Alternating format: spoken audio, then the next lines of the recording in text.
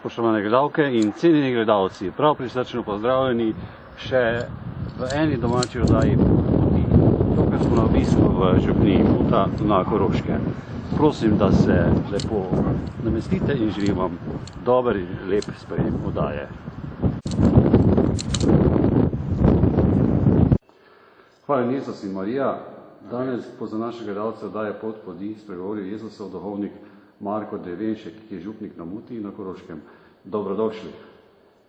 Vi tudi dobrodošli tukaj na tem koncu, v naši župnijski cerkvi in našem okolišu. Morda za naše gledalce, zveste gledalce oddaje Poti bi samo dodal, da prihajate iz župnije Starše, jaz pa iz župnije Cirkovce na Dravskem polju. Cerkev v Cirkovcah je posvečena Mariji, domaca bila iz sosednjih župnij, sosednjih vasi in to je tudi dovolj zgovoren razlog, dragi prijatelji, da ostanete v družbi naše televizije. Poseben pozdrav pa glede gledalcem Gorenjske televizije iz Kranja, ki so tudi zaslužili, da sem danes vaš gostitelj na Muti. Sedaj bi vas pa gospod župnik prosil, če se našim gledalcem oddaje Poti na kratko predstavite. Nekaj je že bilo slišanega, jaz sem tukajšnji župnik, oziroma župnijski upravitelj, čisto natančno, zdaj že drugo leto. Pred menoj sta bila tukaj dva duhovnika, ki sta se potem upokojila in jaz sem prišel vsem. Torej, lepo pozdravljeni na tem koncu. Muta mogoče komu nič ne pove, zato ker je za marsikoga zelo oddaljen kraj. Za vse tiste, ki ne veste, vsaj enih par podatkov, da se nahajamo v Dravski dolini, da imamo na nasprotni strani Drave, se pravi vis-a-vis Mute, Slomškovo Vuzenico, kjer je Slomšek bil 6 let za župnika, da se nahajamo v delu Dravske doline, ki je čisto blizu Dravograda in je tukaj lep in širok, tako da če bi samo čisto na kratko opisal v 2-3 potezah ta kraj, kjer jaz službujem kot duhovnik, lahko rečem, da so tukaj hribi in pa zelo lepa in široka dolina. Pridemo na predstavitev župnije Muta, bi naši gledalci oddaje Poti povabili na krščanski strežnik RKC, kjer si lahko tudi pogledajo oddajo o blaženem Antonu Martinu Slomško in tudi njegovo rojstno hišo na Slomu in tudi kje je pravzaprav spal in kaj več pa lahko najdete na krščanskem strežniku RKC. Kakšen je pa utrip župnije Muta in teh podružničnih cerkva, katere imate v upravljanju? Da lažje vstopimo bolj v ta naš utrip, našega tudi župnijskega življenja. Samo čisto na kratko tudi o naših cerkvah. Mi se zdaj nahajamo v župnijski cerkvi, zdaj smo pred glavnim oltarjem. Župnijska cerkev je posvečena Sveti Marjeti. To je ena izmed 4 župnijskih cerkva, kjer jaz kot duhovnik službujem. Potem so še druge župnijske Trbonje, tam imamo tudi redne nedeljske maše, tako kot na Muti. Potem so še pa tukaj 2 župnijski cerkvi v hribih, je več kot 1000 metrov že tam visoko, in sicer Sveti Jernej in Pernice, kjer pa imamo mesečno maše, pa ob večjih praznikih, kot so Božič, Velika noč in še kakšen drugi, sploh patrocini. Preprosto zaradi tega, ker so cerkve na krajih, kjer je res malo ljudi in se je v preteklosti videlo, da je najbolj modro, da so tam redne maše bolj res poredko. Drugače imamo pa še 7 podružnic. Tu so ene bolj, bi rekel, mogoče katere še precej izpostavljene, recimo Sveti Urban na Košenjaku, mnogim zelo neznano, ne povem, da je čisto na meji, svoj čas je meja potekala posredi cerkve. Sedaj je pa to naša najvišje ležeča cerkev na 1329 metrih nadmorske višine. Potem je tukaj Sveti Peter v Ribičju, zelo lepa starodavna podružnica z častitljivim kipom v glavnem oltarju, ki je tudi v Ljubljani v Narodni galeriji, mi imamo tukaj kopijo, je pa tudi znan taki potem, da ga imamo v potnem listu, nekje tam na sredi, če da ste sami gledali, tako za ozadje, tam kjer so, bi rekel, take dragotine iz naše Slovenije, je tudi med drugim tudi sveti Peter z grozanskimi ključi. Potem je tukaj najbolj znamenita cerkev gotovo Rotunda, sodi med najstarejše na Slovenskem, pa je, da so samo 3 cerkve v Sloveniji takega tipa.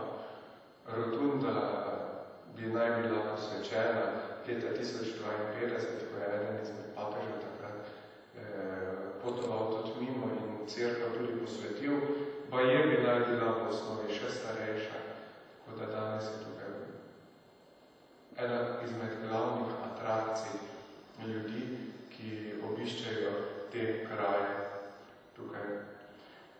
Potem je še to cerkvica svetega Štefana, znana je kapelica oziroma cerkvica Marija v Bistrici, v Bistriški dolini, ki je nastala, oziroma tam je zraven tudi kapelica svetega Frančiška, ki je praktično nastala res na podlagi situacije, ki se je pred skoraj 20 leti zgodila na avstrijski strani, ko so zajezili Bistrico in je potem tukaj bila velika ogrožena poplava. Še danes je praktično in je to postalo mesto, ki povezuje še na poseben način ekologe, ravno zaradi te preteče nevarnosti poplav. Na Trbonski strani, oziroma na drugi strani Drave, je pa to še podružnica svetega Damijana. 20 let nazaj nekje smo bili na tem mestu, na tem koncu teh 4 župnijah še 3 duhovniki. Dolani, dokler sem jaz prišel, sta bila tukaj 2, sedaj sem pa ostal sam. Imam sicer duhovnega pomočnika, Vinka Potočnega, ki ga mnogi dobro poznate, je tudi profesor na fakulteti, na teološki fakulteti. Ampak ravno zaradi tega, ker sem pa večino časa sam, je pa delo precej specifično. Kaj to pomeni? To pomeni, da sem tudi jaz, kot duhovnik, res dobival eno lepo spodbudo v tem, da če dalje bolj prosim za pomoč ljudi, ki niso duhovniki, pa vendarle imajo kot krščani veliko in pomembno mesto v cerkvi, to, da se obračam na laike. To se najprej vidi v pastorali, v katehezi, pri verouku. Imamo 2 katehistinji, gospod Sonja Topler in gospod Dominiko Vrhnjan. Dominika ima še poleg verouka tudi precej drugih obveznosti, še posebej je aktivna na področju pastorale mladih. Tukaj moram res povedati, da imamo res eno lepo skupino mladih animatorjev in pomočnikov v Trbonjah in zdaj se tudi v Muti rojeva ta skupina in dajajo ti mladi res lep utrip v župnijskem življenju. Še posebej se to pozna, ko svoje mladostne moči dajajo tudi za druge mlade na oratoriju, na oratorijskih dnevih, pa tudi o kakih podobnih prilikah, ko lahko sodelujejo. Še posebej tukaj moram omeniti, da so mnogi zelo aktivni tudi pri nedeljskih svetih mašah in je to res ena lepa stvar in obogatitev za celo župnijo. Drugi pastoralni delavci so gotovo tudi delivci svetega Ohaila, ki pomagajo tudi pri oziroma pri obiskovanju bolnikov v prvem petku in tudi jim nosijo prejšnje telo. Tu so zelo pomembni ključarji, ki so skoraj v vseh cerkvah. Ob nedeljah se marsikdaj zgodi, da ker so le razdaljene s cerkvami, da pridem tik pred zdajci v cerkev, da sem večkrat tako prijetno presenečen, ko vidim, kako lepo vse pripravim na red. Tako da jaz lahko res zaradi tega samo pristopim v oltarju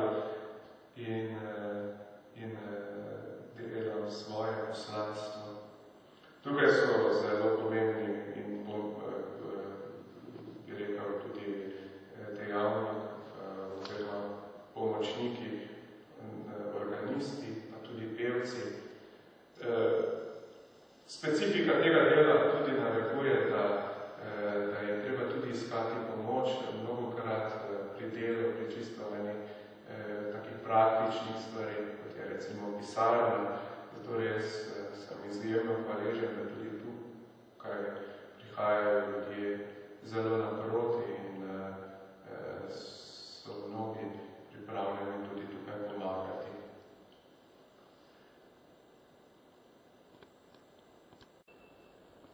Poleg vseh teh naštetih gotovo velja še omeniti, oziroma je potrebno omeniti ljudi, ki res požrtvovalno tudi skrbijo, tudi v naših cerkvah za to, da so cerkve urejene, da so lepe. Poleg ključarjev, to gotovo so na prvem mestu požrtvovalne žene, pa tudi možje, ki čistijo in krasijo naše skupne prostore. Gospod župnik, kako vi vidite pravo krščansko družino, ki je verjetno danes malo drugačna od takrat v morda 100 let ali pa še malo več nazaj? Moj pogled na družino, da mogoče ne bo samo moja, ampak bom delil s tem tudi še kako drugo mnenje, kakega mnogih ljudi, tudi med vami, ki se da gledate to oddajo. Gotovo je to vprašanje povezano s prejšnjim zautripom v župnijah, ker pravzaprav od družini praktično zavisi veliki meri, kakšen je utrip naših župnij. V zvezi s tem ne morem dati nobenega odgovora mimo realnosti, v katero sem tudi sam tukaj na tem koncu postavljen in ki ga zelo močno čutim pri svojem delu, še posebej recimo se to opaža tudi pri veranju in drugih podobnih stvareh, kjer sem bolj tako v stiku z družino in njihovimi člani. Jezus je sam na veliko mestih govoril, da je bistveno za kristjana in njegov način življenja ne toliko, da govori, da se deklarira, da pripada eni vrsti ljudi, enemu načinu mišljenja, ampak da preprosto je kristjan, da to živi.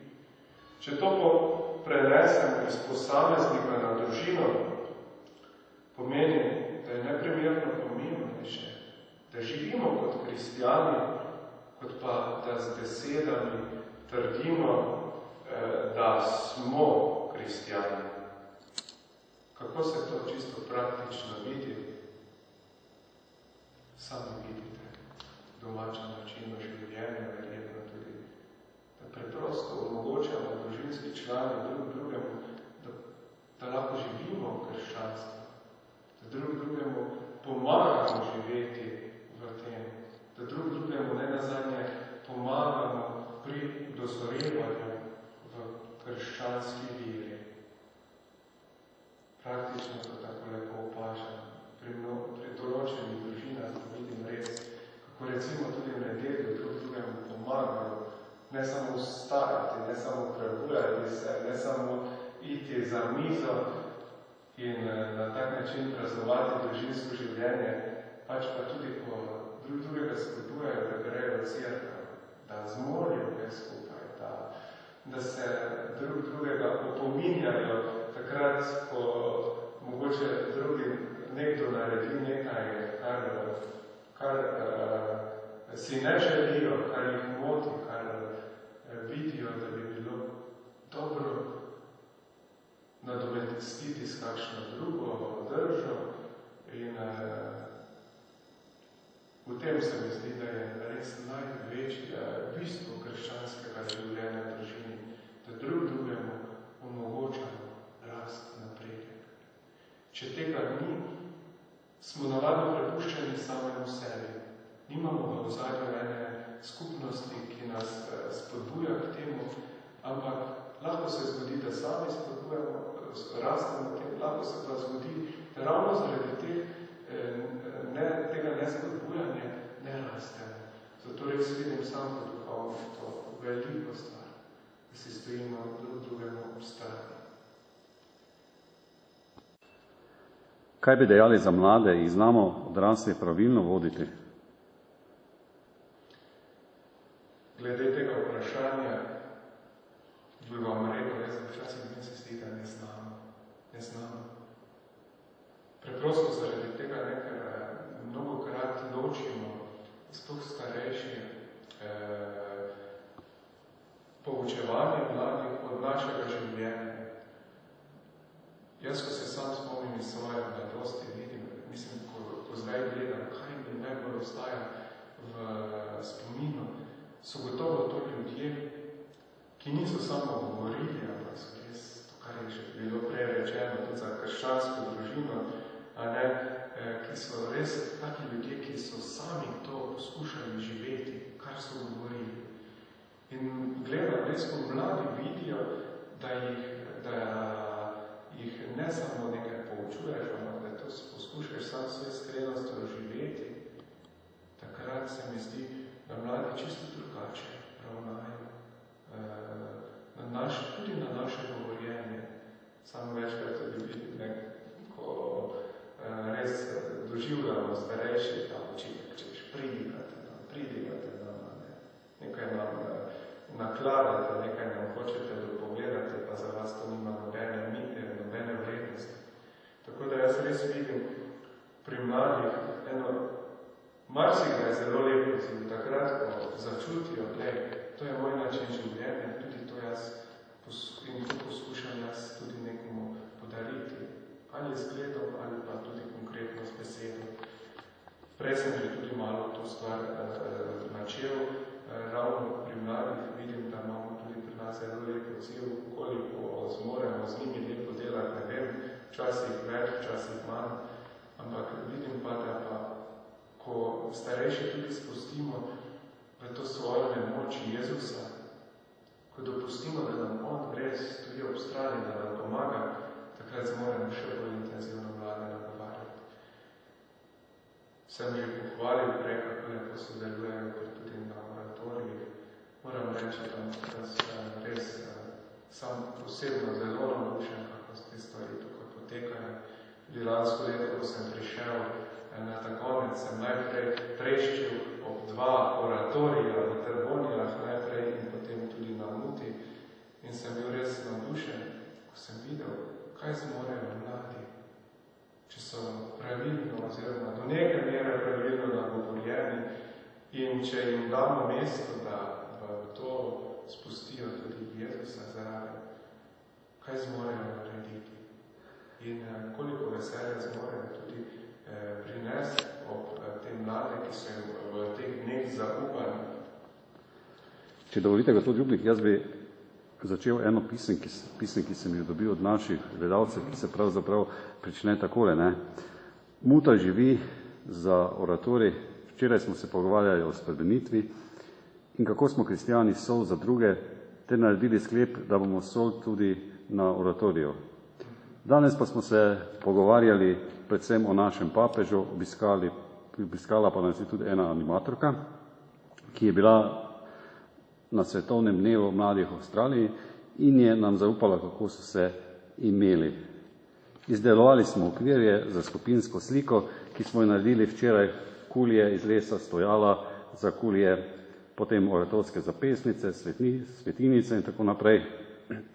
Tukaj bi pa jaz zaključil eno izmed teh lepih pisem, se srca zahvalim našim gledalcem ter jim povedal, da jih imam rad. In sem vesel, da tako pridno sodelujejo, pišejo. Gospod Ljubnik, kaj bi pa vi dodali na vaš letošnji oratorij? Letošnji oratorij, sicer po pisemce se navezuje na lanskoletni oratorij. Na letošnji oratorij pa jaz, ker se je navezoval na svetega Frančiška Asiškega in tudi s Frančiškom bi rekli zelo direkt tudi na Klaro, sveto Klaro Asiško, bi jaz rekel res, da deloma bi mogoče rekel, da je bila stvar v tej smeri, kot pa ste nam pravkar prebrali iz pisma vaših gledalcev, je pa res letošnji oratorij in svojim svetniškim sledom nam govoril malo tudi mogoče tudi v drugi smeri kot lansko leto. Tam reče, meni se zdi, da je Frančišek vedno aktualen in vedno svež. In to se lepo vidi tudi pri otrocih, ki mnogokrat tudi kako stvar zelo lepo, bi rekel, povzamejo nekaj časa za svojo, za nekaj časa. Mnogokrat grejo te stvari hitro, tudi v pozabo, tudi na oratoriji, ampak marsikaj pa se nas vse za nekaj časa dotakne. In letošnje leto gotovo Frančišek svoje skromnosti, svojim lepim odnosom do ljudi, do narave, do celotnega stvarstva. Mislim, da je res ena srčika tudi letošnjega oratorija. Kaj pa tisto, gospod župnik, da vas imajo ljudje radi, ceni oziroma da si želijo, da ste moj gost oddaji Pot poti? Bog daj, da je takole, ne? Ampak ste še mladi duhovnik in pravi Jezusov duhovnik bi lahko dejal. Jaz včasih mojim ljudem rečem, kako tako vprašanje zastavijo. Pravim, sem še premalo časa tukaj, da bi zove, moram jih dokazati, ne? Ampak tako, ja, veste, to ne zdaj, da bi eno pretirano skromnost ohranil, pa hočete jo izpostaviti. Enostavno ne vem, zakaj je prišlo to pismo oziroma to priporočilo tudi do vas. Sem človek, tako kot vsi mi, vidim svoje omejitve, svoje meje. Po drugi strani pa tudi vidim, da mi Bog daje tudi svoje talente, ki jih tu pa tam zmorem uresničiti. Oziroma, tu pa tam mi uspe, da jih uporabim, če se tako izrazim. In tu je pa največja, bom rekel, lepota življenja vsakega izmed nas. Ko nam uspe, da uporabimo tisto, kar nam Bog polaga v naše življenje, ko spravimo to v življenje, pa tudi to drugim ponudimo, takrat na dolgi rok ne moremo, skoraj gotovo ne moremo razočarati drugih. Ne moremo. Ampak smo res lahko dobesedno dar drug za drugega. Ne vem, mogoče je tudi to en del odgovora, ki ste ga na vprašanje, ki ste ga zastavili. Ja, hvala, da ste tako lepo povedali. Je lahko molitev, sreča, radost, potreba človeka? Gotovo, ampak se mi zdi, da je za to, da pridemo do te stopnje, je gotovo potrebna vaja. Molitev nam prav gotovo, oziroma skoraj lahko rečem, gotovo ne bo pomenila, Bog ve kaj, če bomo redko molili, mogoče enkrat na leto, ali pa bomo že naprej gojili v sebi en odpor, spet moram moliti, spet moram nekaj narediti, nekaj, kar mi ni všeč, ampak moram, ne. Če molimo pogosteje, jaz pa ne samo pogostnost, pač pa tudi to, da zagotovimo pri sebi eno zbranost, en mir v sebi, v svoji napravnosti, pa tudi v okolici, tudi ta stvar je pomembna. Potem je veliko več verjetnosti, da bo molitev v nas naredila pozitiven odmev. In če temu vsemu dodamo še res zavest, da se nam Bog po tej molitvi približuje, potem lahko molitev res predstavljamo na skoraj in nam pomeni neizmerno veliko in hrani, pa dobesedno krepi tistega kristjana, ki se skriva v naši notranjosti. Zato res izrazito, pa iskreno pozitivno res odgovarjam na to vprašanje. Je sreča, je radost, je potreba človeka, samo je pa treba priti, do te točke, da to postane.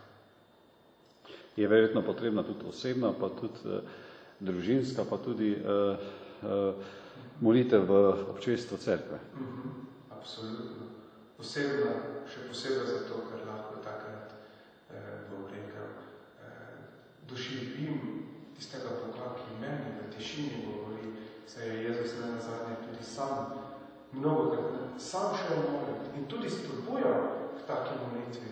Družinska, pa občestvena, širša molitev, tudi v cerkvi, pa gotovo zato, da dobimo, da kot skupno začutimo drug drugega. da dobimo potrditev v tem, da nisem sam, ki ustrajam, ki grem to pot, ampak da smo drugemu podarjeni, da ustrajamo. To je tudi navezava na prejšnje vprašanje o družini. Družina je lahko ena zibelka krščanstva, je lahko ena celica, kjer ljudje res drugega spodbujajo k temu, da Bog tudi preko molitve vstopa v nas. Ker so z nami tudi gledalci preko krščanskega strežnika RKC, predvsem naši zdomci v Ameriki, Avstraliji, pa tudi kje druge jih tudi prisrčno pozdravljamo z gospod župnikom. Jaz bi še do tem dodal, da nekateri zdomci, ki mi pišejo, da tudi pridejo k sveti maši po 800.000 kilometrov, kar je tudi dobro povedati za te naše slovenske gledalce, vernike.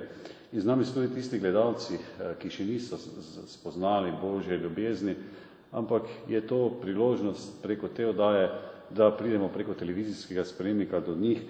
Kaj naj kristijano pravzaprav pomeni sveta maša, gospod župnik? Kaj nam kristijano pomeni sveta maša? Po eni strani zelo zakompliciran odgovor, po drugi strani pa neko čisto preprosto odgovor. Kaj nam pomeni? Oziroma, kaj bi naj nam pomenila? Recimo, da tako v to smer tudi obrnemo to vprašanje in potem tudi odgovor.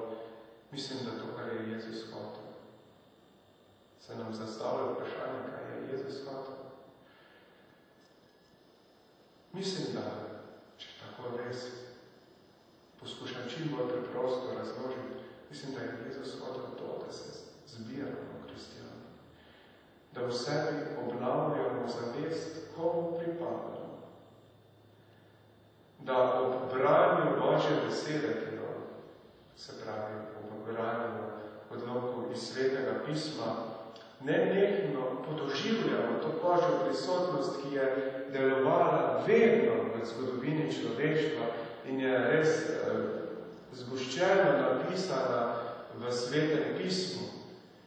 In ne nazadnje, ne samo, da v Božji besedi doživljamo Božjo prisotnost, ampak da jo še na poseben način doživljamo, ko, tako kot Jezus pravi, kolovimo kruh. In tako kot tudi apostol Pavel in potem drugi apostoli in tisti Svetega pisma v Novi Zaveti. Ko res podoživljamo to, da je Jezus v tem trenutku posebej navzoč, njegova kalvarija, še pred tem njegovo trpljenje, njegova zadnja večerja. In da je ta Jezus ne samo hrana v besedi, ki jo preverjamo, ampak resnično, ko gremo v svetovno krajilu. Mislim, da je to Jezus res hotel in mislim, da je tudi v tem srčika svete maše in tudi pravega krščanskega razumevanja svete molitve.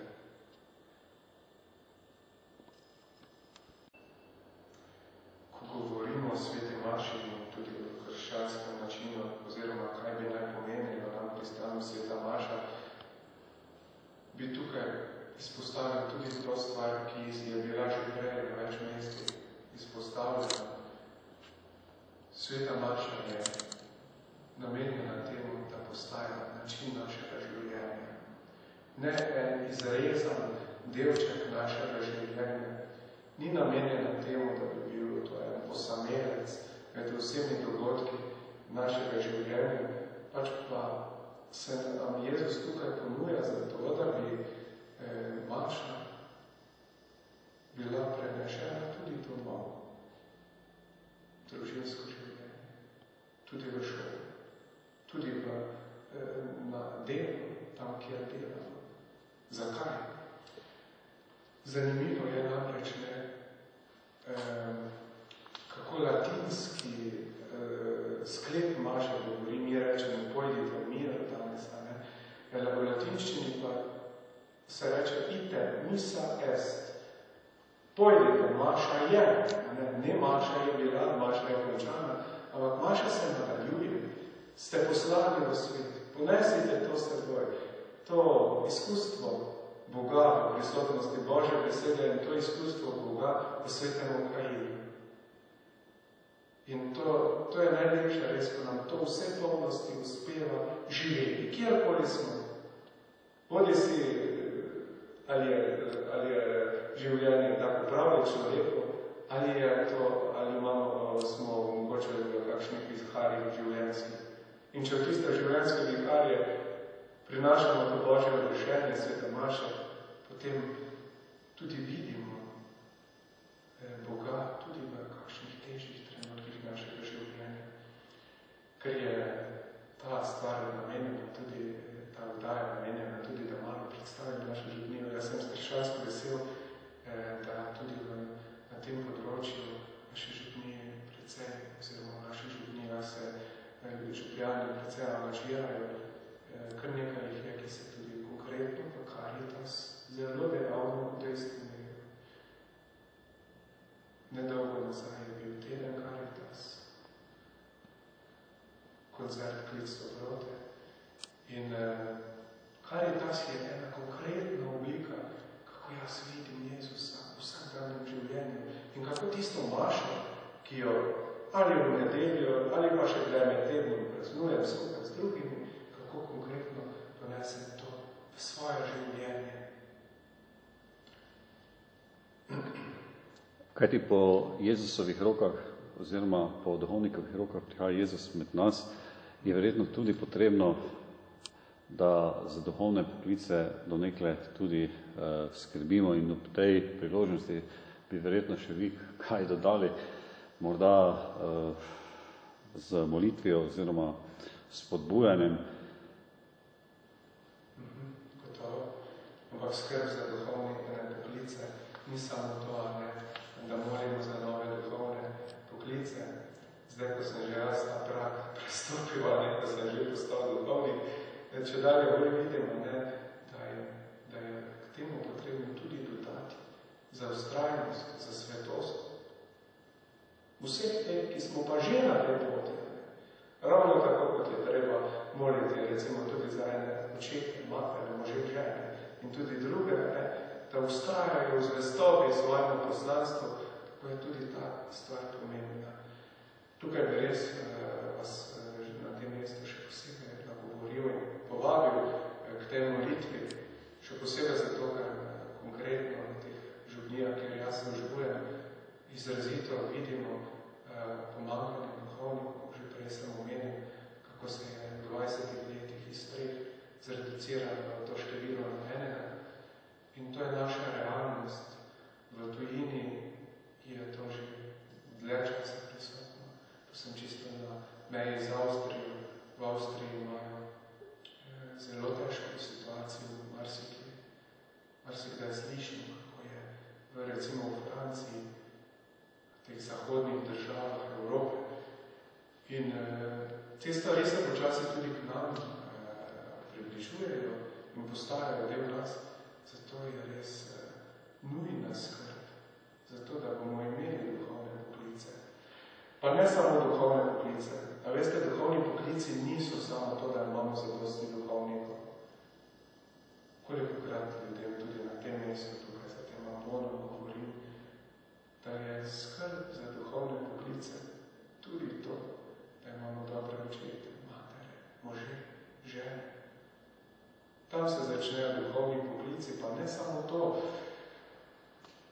Vsak krščen je povabljen, da je duhovnik. Da je duhovnik. Jaz sem lahko duhovnik tukaj, v spovednici, v župnišču, recimo pri Viru. Lahko sem duhovnik, ko nekoga srečam na Muti ali pa kje drugje v teh krajih. Konkretno en oče je lahko duhovnik v svoji domači hiši. In kdo bo njegovo vlogo odigral, če ne on? Jaz tam nimam vstopa v vsakem trenutku. Ena mama je duhovnica v svoji hiši. Duhovniki smo pa takrat, ko z in zgledom prinašamo Jezusa. Zato je res to vprašanje strašno široko. Ker ko razširimo to vprašanje tudi na ta nivo, vidimo, kakšen pomen imajo tudi ljudje, ki niso službeno duhovniki. Kakšen pomen imate, da ne tudi neverni laiki in da je vaše delo neprecenljivo. Vse sem ravno kar prej tudi navrgal eni par drobcev, kako se to konkretno v našem župnijskem življenju tukaj pozna in kako je to dejansko dobesedno tudi dragoceno za ene take družinice, za ene hiše, kjer je to res živeto. Kaj bi na koncu položili na srce našim gledalcem, da je pot poti?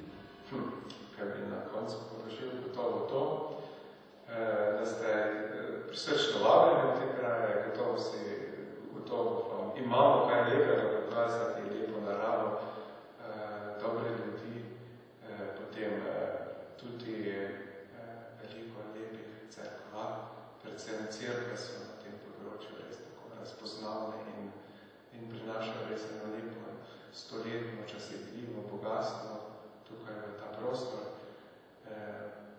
Mogoče zaradi števila cerkva ne bi vas vabil konkretno kakim slovesnostim, ker je ogromno tega, vas pa res izredno vabil v nedeljah imamo tukaj na Mutiju ob 10. svetomašo, v Trbonjah imamo ob 8:30, tako da če se kdaj tukaj vozite sploh med koncem tedna, dobrodošli tudi k bogoslužju tukaj pri nas, ker sem tudi v neposredni bližini Gusenice, kjer je deloval Slomšek, tudi vabljam bi še posebej našo neposredno bližino. Tukaj je ena zelo lepa in znamenita romarska potka, kjer je Slomšek pustil en lep pečat. To je Devica Marija na Kamnu. Tukaj je tisto žegnanje, oziroma tako kot tukaj rečemo, lepa nedelja, ravno na veliko maršo. Eni boste ta praznik poznali pod velikim šmarjem. Pri nas pa rečemo, da še tudi naše lepo ime povem, rečemo, da je to Velika Gospojica in ste res dobrodošli tudi na Veliko Gospojico k našim sosedom. Vsako leto tudi pride škof po tej priliki in v prihodnjem letu bo Gospojica ravno na nedelju, tako da bo še tudi mogoče lažje, da boste tudi takrat prišli sem k nam. Kot ste videli, spoštovane gledalke, cenjeni gledalci, ste prisrčno vabljeni. Zahvalil bi se vam, gospod župnik, za sodelovanje v oddaji Pot poti in ostanite še naprej tako zvest Jezusov duhovnik. Hvala lepa za to. Če smem samo še eno stvar dodati vsemu temu, jaz bi pa vam še res, ne samo da vas vabim kot duhovnik res v te naše kraje, da jih obiščete, da jih raziščete tudi, ker je ta del Slovenije vse kolikor se pogovarjam z drugimi, z mojimi prijatelji, z drugih koncov, predvsem nepoznano. Vas vabim res, ker smo vidite, kako je svečka gorija, prva adventna, stopamo v advent, v čas priprave na Jezusovo rojstvo. Jezus je že bil rojen, ampak Jezus mora biti za vsakega izmed nas rojen. Prejšnji papež je tako lepo dejal v eni priliki, da se vsaka generacija mora sproti odločiti za Kristusa. Živeti z njim ali pa živeti mimo njega. In tako tudi mi moramo vsak zase, pa ne samo enkrat, večkrat omogočiti, da se Jezus rojeva v nas. Takrat bomo videli smisel naše zvestobi Jezusa in takrat bomo res videli smisel, da bomo vztrajni. In ne nazadnje, če smem s tem tudi zaključiti, takrat bomo resnično krščansko doživljali tudi ta Božič, Jezusov prihod, Jezusovo rojstvo, ki ga bomo čez nekaj dni praznovali. Gospod župnik bo klonil za lep sprejem, da ste spregovorili za naše cenjene gledalke in gledalce oddaje Pot poti. Vas, dragi prijatelji, pa lepo pozdravljam iz Mute na Koroškem z starim krščanskim pozdravom. Hvaljen Jezus in Marija.